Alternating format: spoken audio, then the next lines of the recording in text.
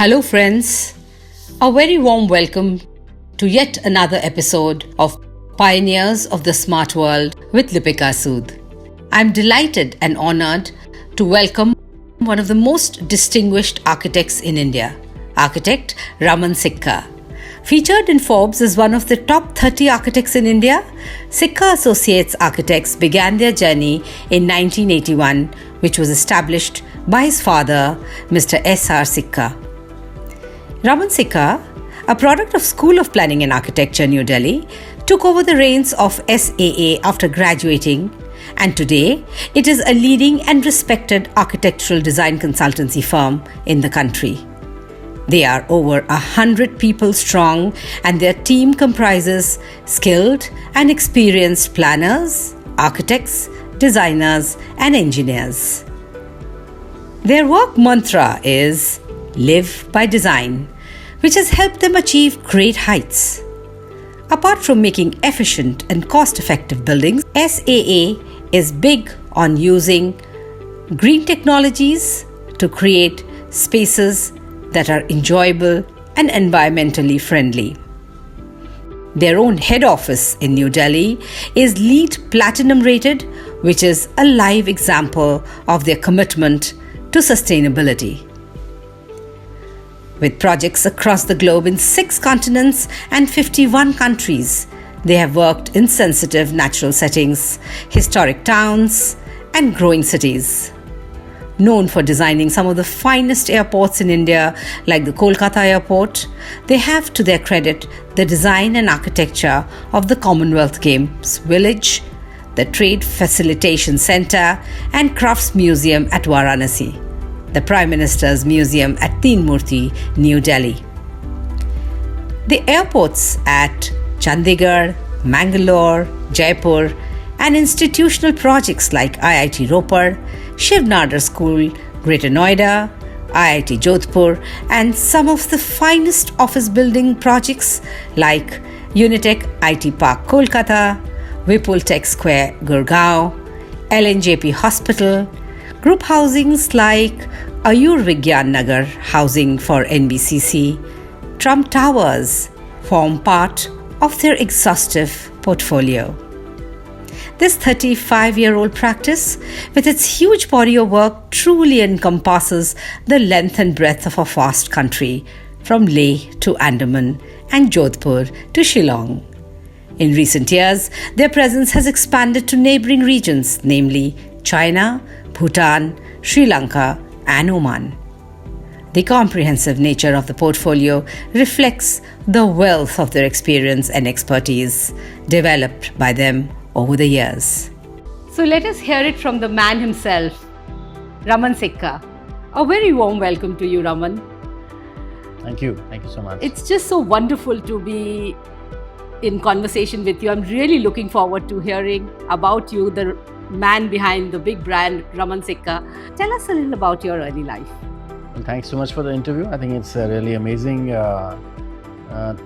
opportunity for me to speak about not just our work, which I think we have always been lucky to have opportunity to speak about, but about the person behind the work, and not just the person, but the other people around the person, and how everything happens to come together to support really an effort by one person, or to create an ecosystem where a person can be seen, or a person can actually help to do things in front of others.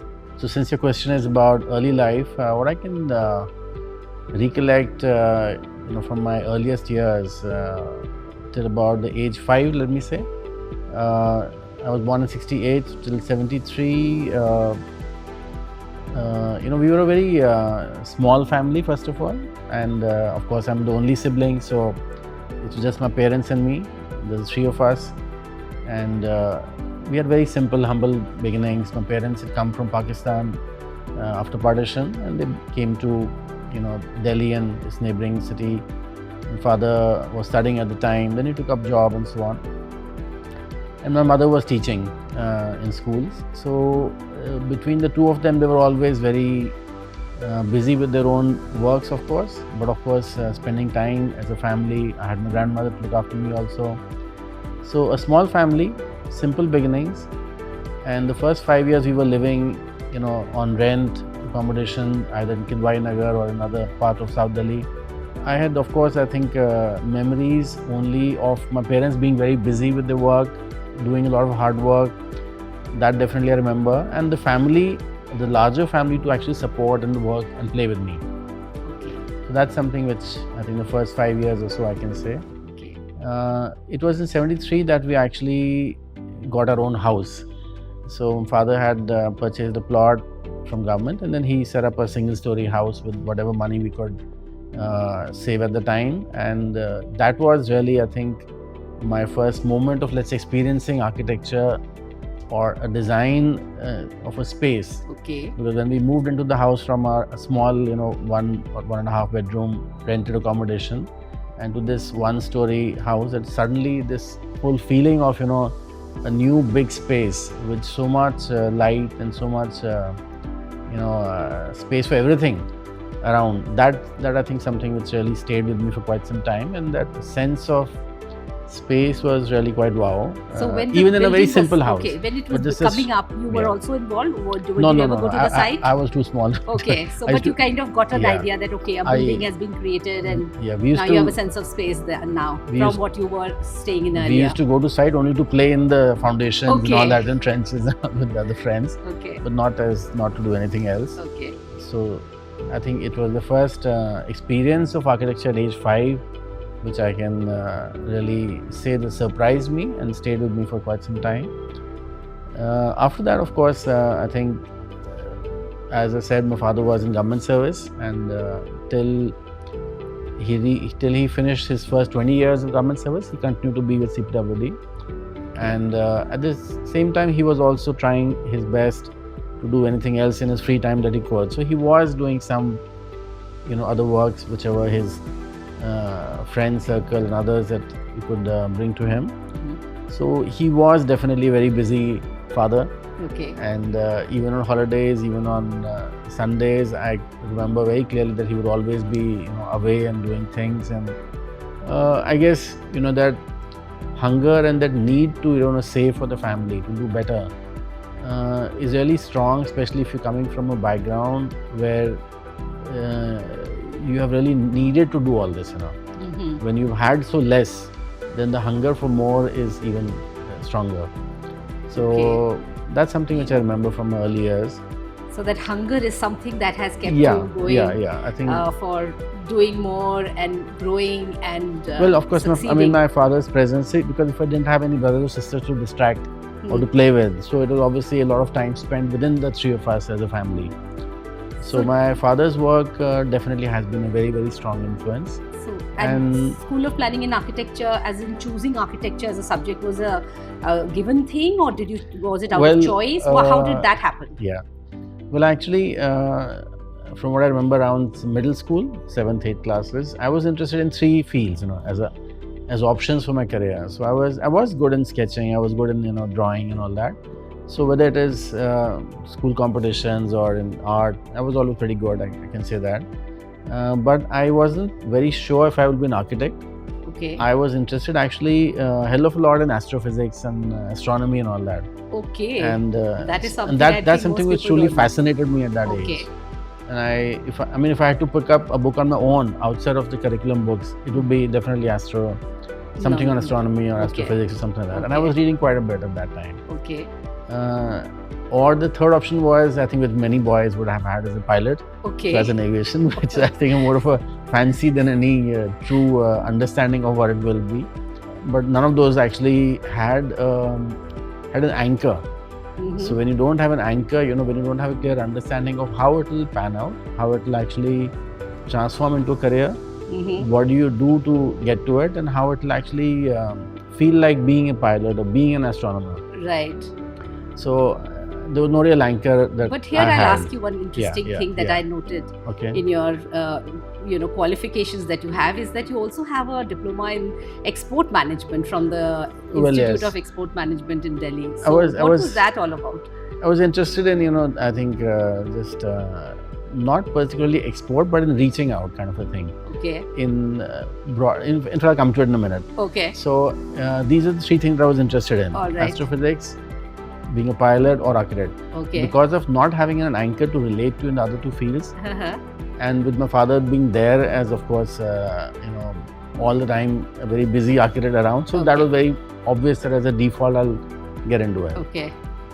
So by the time I think I went into 10th, then the choice had to be made, and I think engineering drawing was, I think, a definite strong point which I felt that I could do well in, and that just led on to architecture. I think out of default and not having a clear, visible choice of something else, you became an architect. I became an architect. Okay, because that was kind of expected out of people. Tell me, Raman. See, I was interested, I can say.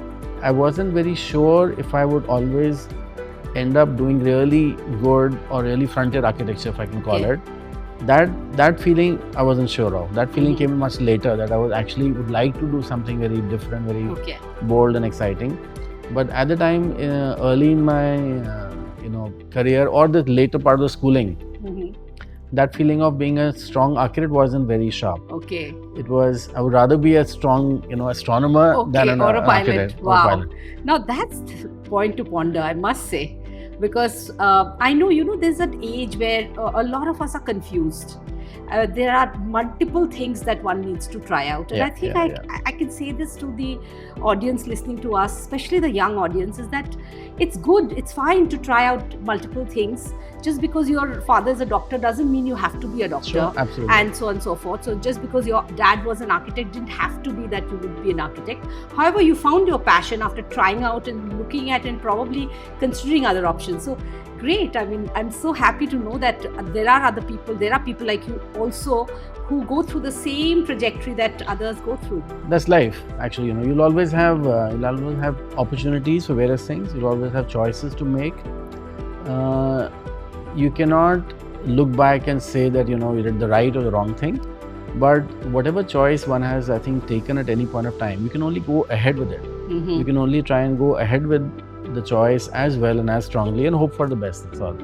So, well, in your case, it's not hope for the best. Excellence has been your key. My God, excelled in the kind of projects that you have done in the now and in the past. Well, yes. I mean, God has been kind, and I think my father's presence and his hard work, that has definitely given a great opportunity and a head start. And when I came into the professional career, I think obviously that was a great starting point itself. Okay, right, I'm sure. And not just the starting point, in fact, it was an advantage, of course, huge advantage, I can say. Right. But it also becomes an onus on me to actually take it forward from there. You have to take the baton ahead. That is most important. You cannot. Yes, because a lot of people might think, oh my God, I'm just because my father is not an architect, or I'm not inherited with some great company, so how would I take it to the level that Raman Sikka has achieved? But I would think that your father only took it till X. That other part which you have taken to another level altogether has been completely your efforts and the way you've kind of looked at the entire business of architecture, in a very different manner. Would you I think every generation will have its own challenges, and every person also in its own ecosystem will have its own race to run. So it's not about comparing or competing, really. I think everybody has to find their own opportunities, and you have to work from the constraints that you have and go ahead. So everybody has their own race to run. It's simple as that. Yes, but tell me something. Every race has its own challenges. Yeah. It can't be a easy ride for anybody. Effort is required in every stage. So what kind of challenges did you face over the years? Share some challenges that we probably don't know, and we only see the successful architect that you are. What about the negatives that happened? Well, see, I think every stage has its own learnings in life, and I just spoke of the early years till schooling only first. But one thing nice about our schooling was in modern Vasantvihaar, it was a young school. Okay. And it had just started the year, in fact, that I got into the school and in second class, and then we stayed in it for the next 10 years. And being a young school with a young principal, we had a football coach as the principal, Mr. Ved Vyas. Okay. So I think the whole environment was quite excited, and it was quite invigorating. So I guess I was lucky to be in a group of youngsters and friends who were all quite happy to be there, young to be in that group, competing. And Modern School Barakamba already has a certain history and legend. It was already a stature, but Modern Vasant Vihar was a totally new school at that point. Offspring at the time. So we were having the advantage of a brand, but a young outlet, young brand to actually play with. Okay. And that confidence and that that excitement of that group, that's something I think which really I'll say stayed with me for my very long. I mean, I can say that even in class 8, we were so confident we could even play with the class 12 football. So it was the whole set of friends, it was the whole environment around us, and the schooling to take on something as a challenge without worrying about it too much. That confidence which my schooling gave, I think that's really something that stayed with me. That helped to actually continue on to college and further. So for example, when I finished 4.5 years of education in SPA, I applied to Singapore for my internship. To my mind, I don't think anybody else was applying abroad at that time. But I thought, let's me do something, try something better for myself, or something beyond what others might be just trying. So I did try, and I was lucky to get through. I worked in Singapore for 6 months. So I think that sheer confidence of trying to do something different, taking on a new challenge even if it has not been tested earlier, and then to follow it up with all the effort that you can put into it. So being in Singapore, did it help you to kind of have a more global perspective towards architecture as a practice? Well, I'll say yes. I think, see, before I joined my father, I worked in 4 offices. And every office was quite different from each other. Okay. But that's the beauty. I think every environment has something to learn. Okay. And Singapore was a very small office. There were only 5 or 6 of us in office. Okay. So, and I was junior most. Okay. So I used to go there in the morning, and we even basic things like cleaning up our own desk, serving tea to any clients who walk in, and following up on the smallest of assignments given by the boss. Whether it's catching a bus, going to the municipal department, chasing a drawing, and all that. So it was fun because being in Singapore itself was fun, of course, but doing the odd jobs, apart from being in the architect, to actually make the office run, that was nice. That was the learning. Okay. So you actually see, when you're in a small office, I think you share a lot more experience of what the organization needs to do. Okay. When you're in a large office, you actually get to see only a limited amount of role of the organization. Is that a thing that probably somebody who now wants to join Raman Sikka Associates would find, being only part of an organization and not being able to look at the larger picture? Yes, that's the difference. Yes. I do tell the interns, sometimes who come to us, or other friends also, that if you join a large organization, you are one person on a ship. Whereas if you join a smaller organization, you are in a motorboat. Right. The experience and the feeling is totally different. Right. It's important to learn aspects of both, but to begin your career with, probably I would say it's nice to get a more holistic understanding of what the organization or the role of a consultant is towards a client. Okay. So tell me here, how does one get to understand things like finance, or handling the money, or being able to market or to service the client, having certain amount of communication skills? I think all of that is required to be able to run your own setup. How did you learn that? 100%. Because the colleges don't teach us that. I think a beautiful point, and I was going to say that these are really important aspects for youngsters who want to come into their own practices in later parts of life. And these aspects they will have to learn by finding the right opportunity first of all, and putting in the best into it. Now, you will not learn these by staying in very large firms only. Okay. So very large firms will give you other benefits. They will give you large projects, they will give you large career opportunities as architects to be, designers, part of large teams, make a bigger difference in the overall sphere of things, and to grow with the firm. That's what they give. But if you are actually wanting to be a complete, firm by yourself, or you want to set up your own practice, Right. then it's important to be a part of a smaller organization Okay. at some points in your career. That's Okay. the only way you learn every aspect of, being on every side of the table. Because you have to think from a client, you have to think from the simplest of things, from a contractor side, from a side perspective side, from a account side, from finance, from a legal point of view also. What is right, what is not right. So every aspect of the game you have to learn. So I think that was probably one of your strong points to be successful now with a big team of 100 plus, is because you went through the entire process of from making the tea to actually taking the drawings to actually probably handling the cash and the money and everything else put together. It probably gave you a more complete, more well-rounded approach. Yes, I can say definitely fortunate to walk into our own practice already set up, already running. So when in my story, I can say that as I came into different aspects of the firm, I could see it from a already operational point of view, and then to take up one by one, different aspects of the firm, whether it is business development, whether it is chasing the clients with new accounts or with payments. So those were the aspects that I could grow into. But to actually learn these, when you don't have your own firm, you must actually put effort and work with offices which give you such opportunities. Okay. Some firm may give an opportunity to be a site architect, handle the client, handle the site on your own.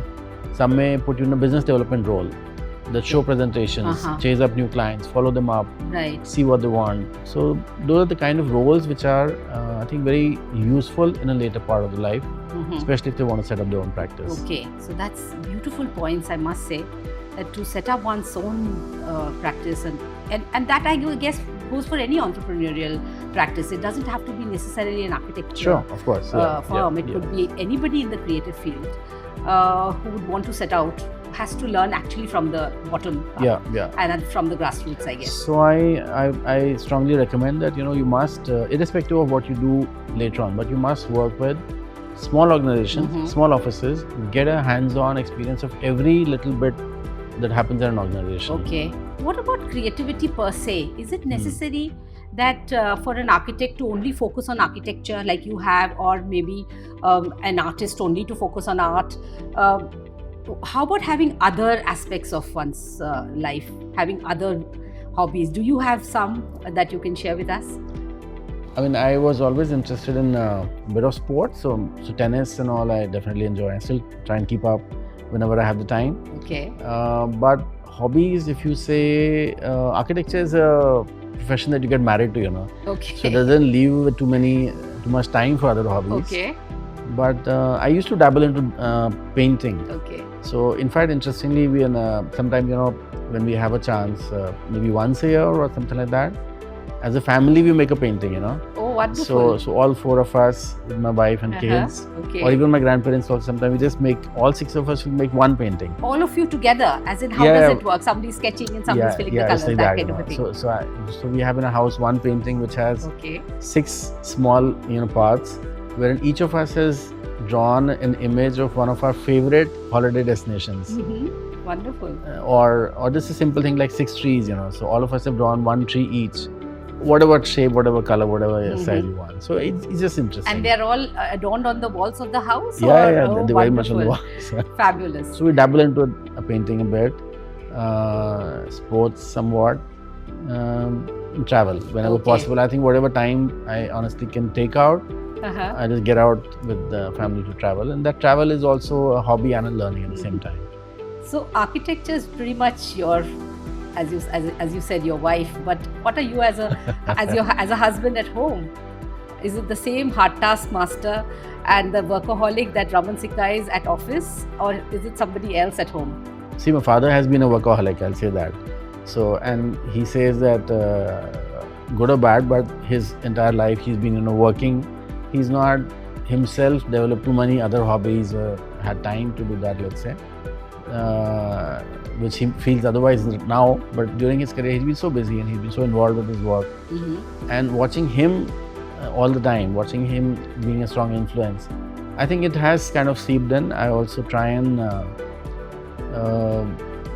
find time for work whenever I can. At home also sometimes it's possible, but of late I'll say consciously one needs to find family time more and more, and at least on Sundays or off days, try and push the work to the last option, or maybe in the late evening only. Okay. And try and first do the family work, then see if the work still has time. But you are not clearly, are you the boss at home too, or? I don't think any husband is, so that's no choice. Very well said, and you're very safe now on that front. Tell me, this last couple of years have been pretty challenging, and work from home has almost become like a norm for most of us and a lot of people in every industry.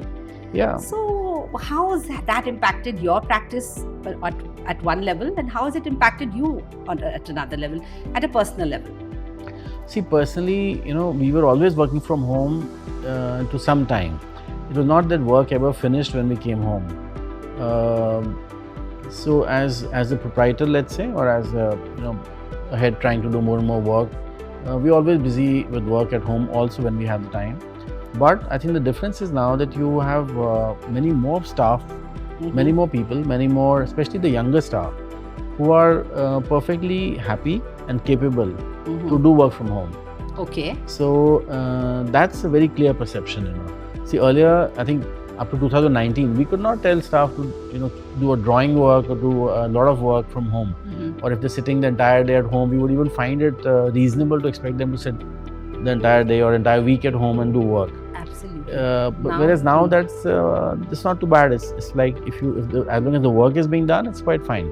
I feel we've started working harder and longer hours from home yes, than otherwise. True. Expectation levels have gone up so much more. So youngsters are working from early morning to late night. Whenever they need to find the time, they're doing that. So working hours has become less important. Work has become more important. And we're actually chasing work now, not the attendance of the working hours, so which is good actually, which is more meaningful. So you think this is going to stay? I think so, definitely. I think the younger generation is definitely onto it. They want that flexibility and they want that productivity also to be available to them at the same time. And it's good for the organization also, because we feel that even a lot of other youngsters who may have been with us earlier, they may not be with us now. They may be in other parts of the country doing their own stuff or other works, but still they're connected. So when we have work, when we give them something, they're still able to find time to do it. And their strengths, so you can always pull them in. And it's not like this outsourcing, but we are fairly regular with it. So we now find ways of building a team which is not necessarily sitting in office. But we communicate with them, we work with them, and they're also happy to contribute. We're also happy to get the best work which we can from different people, different strengths, plus the office, So, see, I think what I'm trying to say is that we cannot replicate or we cannot, do away with the office. Office work will definitely stay. But a lot of the work which needed to be only in office earlier on can be now done at home also. Right. That's something which we need to technology... do. So it's a balance of both that we need to continue with. All right. So you think the benefits of technology are far greater than you think the last couple of years? I think we just have to use the right technology, the right hardware, software, the right tools to manage. And in fact, that's the next thing that we are now as an organization trying to do, that we have are investing into software to actually allocate work to everybody in the entire office. Everybody has a mapped out structure of work. Everybody has a starting and an ending time allocated to him. So it's very visible work which as an organization we're trying to set up. The systems, very good. So everybody can see who everybody else is doing. Fabulous. And who will be free by when. So when we have a new work coming in, we can see that so and so team can be picked up. Wonderful. And from this date onward, the work can be allocated to this team, which will possibly take so much time. Right. So that's what we're trying to get into. Fabulous.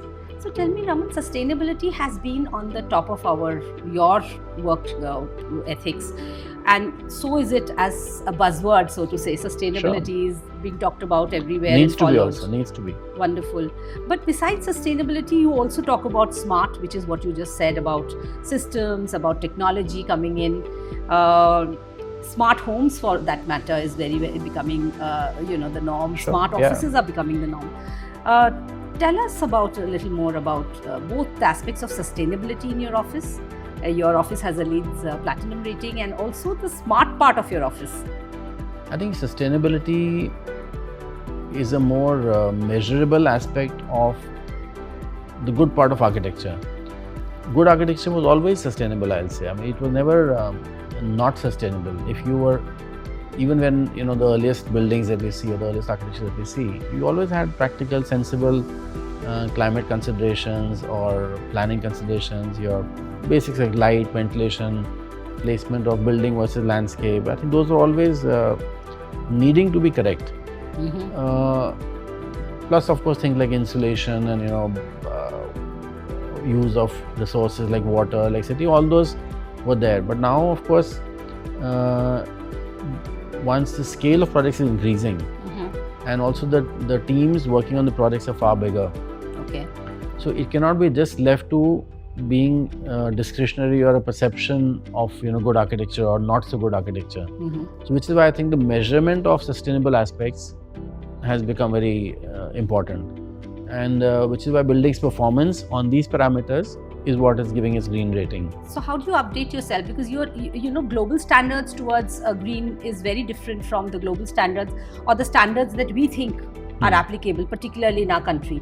So do you have to keep updating yourself? How do you go about that process? Well, I mean, see, in our office we have a team who are all certified professionals in this field, I'll say. They are keeping abreast of the various requirements of the different standards, whether it's LEED standards, whether it's GRIHA standards. So those are the technical details which they are very well, I think, equipped with. They put their efforts into every project which we take up in this direction. But as an office, I think first we want to do always very practical work, very sensible work. Okay. That's something which we've always done, even when all these ratings and everything was not there. Okay. Because we feel generally that buildings have to be used every day by people. It's not about making a building and then inaugurating or something like that. Right. People have to live in the buildings. Yes. They have to come in every day. They have to spend hours in their lifetime inside the buildings. So they have to be very, very efficient, practical, easy to maintain, easy to use. Right. And that's something which, right from our father's, way of thinking and way of working. That is the first step in our design that we take. All right. To make a practical design. Okay. And after doing that, only then we'll take off other aspects of the project. Safe. What about the safety aspects? Today, safety has become prime. And when I'm talking safety, I'm not talking about safety just from, say, fire or any other calamity, but in terms of any kind of diseases that the world has faced in the last couple of years. So what do you recommend there?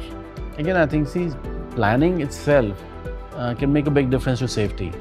So whether it is if you have why do we go abroad in so many countries and projects, and we find that we feel so safer. We feel that they're not congested. We feel that there's enough space for different parts of the building, whether it's your traffic, whether it's your in public spaces, whether it's your different spaces within. If you have enough space given to every function, if the planning allows for a safe day-to-day functioning of every part of the building by itself, that itself I think is the base of the foundation for a safe environment. But of course, now there's so many overlays, so many technologies which can be overlaid on it, so many ways to measure and to ensure better functioning of the building. For example, the World Trade Center that we're doing in Nagar, we're trying to do the entire environment as an IoT environment. So all the different parts of the project, whether it's your elevators, whether it's your CCTVs, whether it's your different equipments or sensors, they all link together on a very simple internet-based backbone. And so if there's a crowd in one area, there will be ways to kind of let the operators know that the crowd is getting too much in this area. So you need to kind of look at decongesting or stopping further crowd from coming in, or to stop the traffic from further flowing into this, open up the other directions, reduce air and so on. Right. So those kind of tools are now available. Yes, in my projects also. Yes, I've seen that a lot of instead of especially in access control, for instance, instead of the touch access, now there are face recognitions, which are now coming into play, which is much safer, and so many other things. Some materials which are microbial materials, which are much safer. Even in offices that we are designing, some parts are zoned out, for certain activities. Yeah, like there are sensors for every person in the office. So you can gauge how many people are there inside the building at any given point of time, or are there too many people in one zone, or whether they need to exit in a certain direction or a certain time. So those kind of technologies are really, I think, interesting to work with and understand, and as a designer to allow for. Right. And I think it's very important for us to be able to work in tandem with the manufacturers also. Correct, absolutely. Because they're constantly coming up with R&D, researching on different ways of making a life better with newer technologies. Various companies, including Havells for that matter, coming up with new ideas, new ways of easing life with smart technology coming into play. So I think we need to learn a lot as we grow. We need to also unlearn a little bit of what used to be. Some people of a certain category of practice probably don't want to get out of their ways and get into the new normal, which is completely changed. See, architects need to acknowledge that we are not specialists in so many fields, but we need to be good managers. We need to coordinate, manage and understand, and ultimately give the client and the whole project the right direction and the right collective effort. So as you rightly said that technologies from so many sources are now changing and increasing, so we need to be aware of them first of all, bring them on board, allow for our buildings to work with all of them, and to actually take them together ahead. Absolutely, that's the job. So as a manager, I think that whole process has to be very well understood, and we have to put effort into it. So as the principal architect of your company, you're more at the managerial role, or you're actually doing some hands-on designing too? Interesting question actually. No, I really enjoy designing. Okay. But what happens is that you have that much certain time, 24 hours only. Okay. So there are challenges to balance between being a manager or the CEO, let's say, and being the chief architect. Yes. So which is a role which is in fact a definite strong point which we're aware of, that we must, as we grow, we cannot continue to be both very well. So there are, if you look at international firms that we work with so often, and they have very clear distinctions between the chief architect and the chief executive. And there have to be two different people actually in those roles, not in our country, two different people. Yes. Two different specialists. Yes. So that's something of a challenge. Yes. I'm still not committed to either of them. Let's see what happens. But having said that, you've done pretty well, especially in the aviation sector.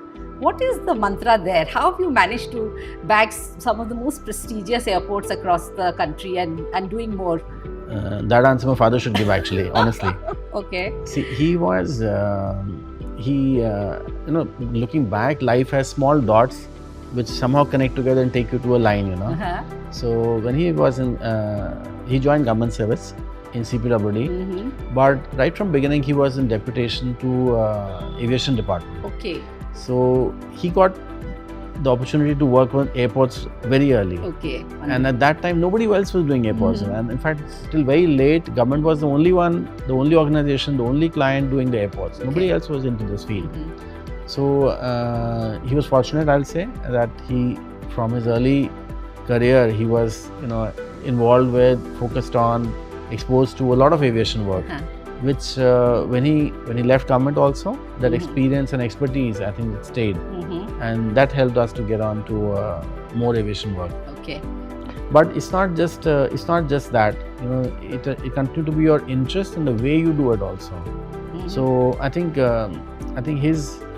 his forte and our collective organization strength has also been the way we handle public buildings, I'll say. Okay. So whether it is airports, whether it's any other kind of public, large public buildings, I think we understand and we try and do our best for the people at all times. What is the kind of project that you're still not done but you would love to do in your basket of varieties that you have worked on? Master planning, okay. Town planning kind of a thing. Okay. That's something which I'm still waiting for, and I'm definitely very keen to look at that kind of an opportunity. Because in India, till now, we've not really had good town planning opportunities, We're doing buildings. Buildings are fine. Buildings are great. But, and over the years, over the last 41 years till now, as a firm, we love to do our architecture. We love to do buildings which are practical, bold, serving a purpose and serving a statement at the same time. So it's doing both things that we try and find the balance with every project. But town planning is something which I think that India will very soon need to have much more of. Okay. We cannot just pack in our cities with more and more and more. We need to have new centers of growth. We need to decongest. We need to move out. We need to have more such planning work coming up. So for that, you need to be in the center of the, the decision taking when it comes to planning at a macro level with the government. So how is it that people like you are not there representing the field at that level? Because I see a lot of politicians who have backgrounds of law or even medicine are there, but somehow there's no architect in that particular arena. Yes, you're right. It's good to see more professionals now taking up more leadership roles as a politician also, or sometimes as a senior administrator also. That trend is there, but yes, architects are very rare to find that in civil leadership roles, or in civil administration till now. So you've had a fabulous career so far, huge body of work, and now you're of course doing some amazing projects as we speak. How do you see the practice going forward? Well, I think it's a great opportunity and a responsibility. Responsibility comes because of the the years behind us, where we are as a team, as a larger collective body of 100 plus architects and designers. So it's our learning over the years and over the projects, which I think gives us a lot of understanding and I would say responsibility to do our next works even better. It's a bit of a thing like being in a school class, So with every class, there's some learning, and you take that learning to the next class. Okay. And the next year, your exam will probably be tougher, but you want to do even better.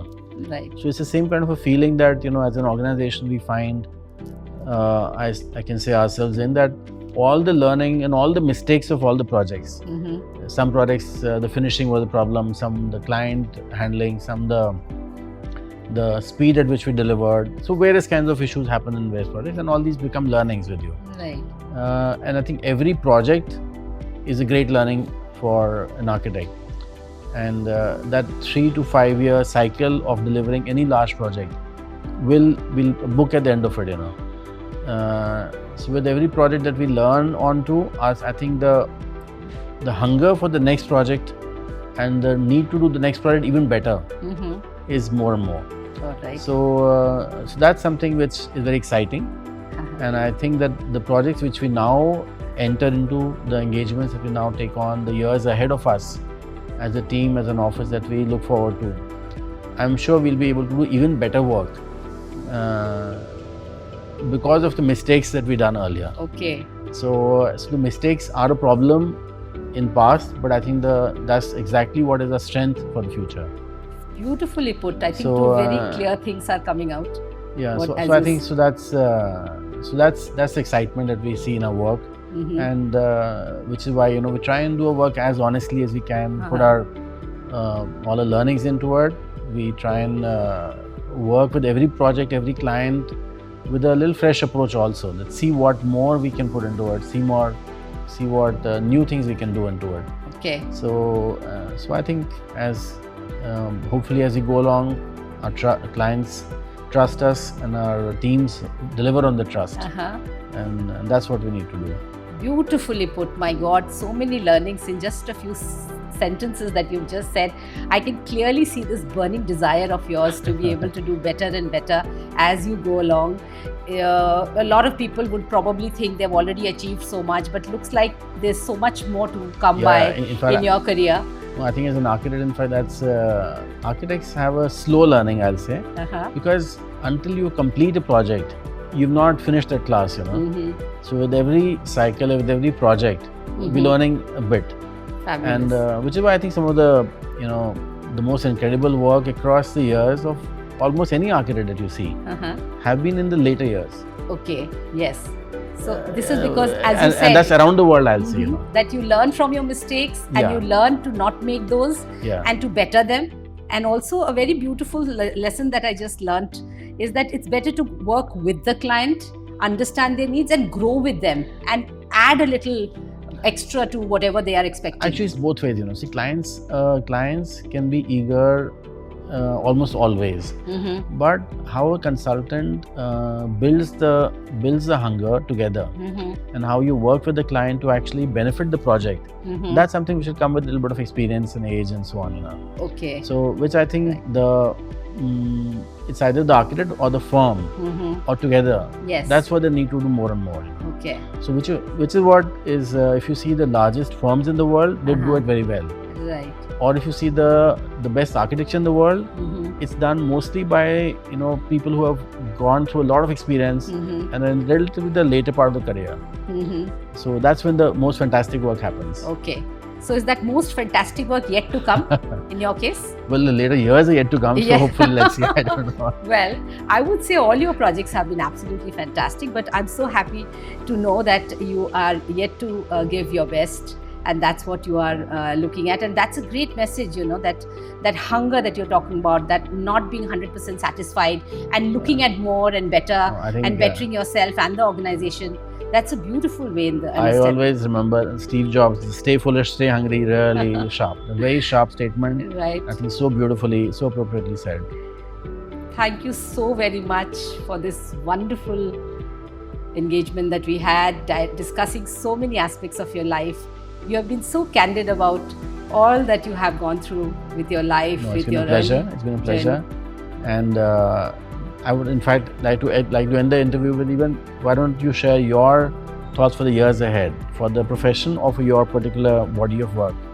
How do you feel as a profession, where do you think we're going? Oh, well, thank you so much for asking me that question. In fact, even though the spotlight is very much on you today, but this is a question I would love to answer clearly by saying that, you know, in spite of my more than 3 decades of, you know, experience in this space of design, I'm also learning.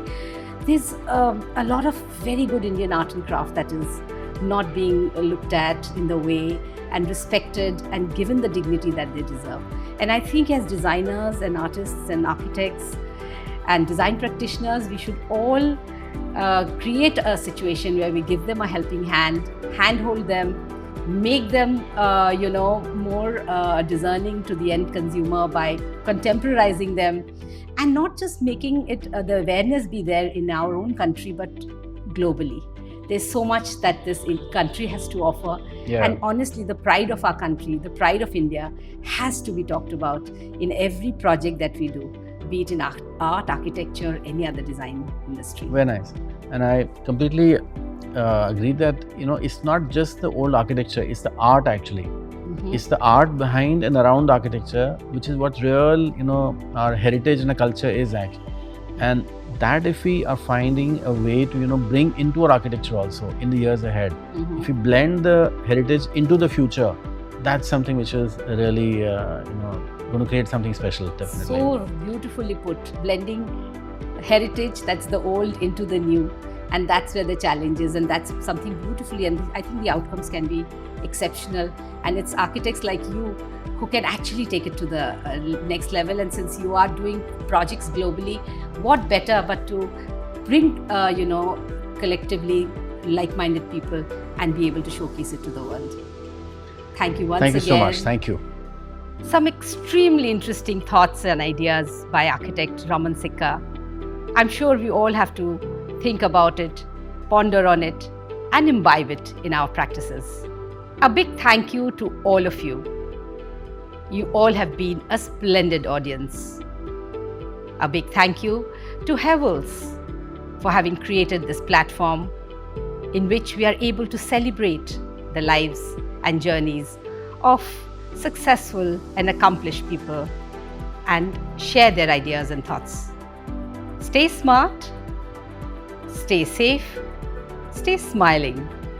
Till we meet again on the next episode of Pioneers of the Smart World with Lipika Sud.